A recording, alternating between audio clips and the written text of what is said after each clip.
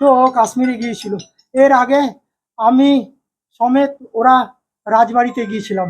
বলছে পয়লা বৈশাখে কেন আমরা ঘরে খাবো? হ্যাঁ, আমরা রাজবাড়িতে গিয়ে খাবো, রাজবাড়িতে গিয়ে খাওয়া দাওয়া করে এসেছি।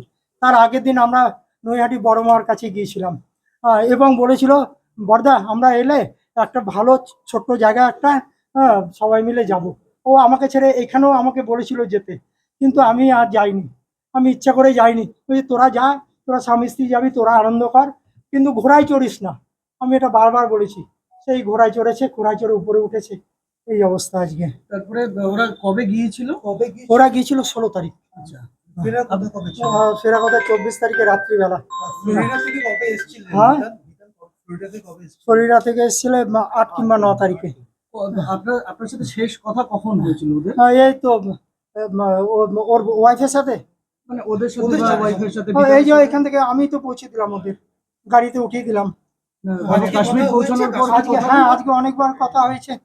ড্রাইভারের সাথে কথা হয়েছে 2:30 নাগাদ। তারপর থেকে কিছুক্ষণ আগে ফোন করেছিল। ঘটনাটা সম্পর্কে বিবরণ কি দিল ওরা? মানে কি হয়েছিল ঘটনাটা? ঘটনাটা কিছুই না, নিউজে যেটা দেখাচ্ছে, আমি তো সব কিছু বলতে পারবো না। আমাকে বলো তো আপনার নাম? রিদালকে নিয়ে গিয়েছিলেন, আমি ওর মামার ছেলে। এবং তাদের বাড়ি বৈষ্ণবঘাটা এলাকাতে, দক্ষিণ কলকাতার। সেই পরিবারটি তারা 16 তারিখ রওনা হন কাশ্মীরের উদ্দেশ্যে, এবং সেখান থেকে কাশ্মীর ঘুরে তাদের 24 তারিখ, আগামী 24 তারিখ কলকাতায় ফেরার কথা ছিল।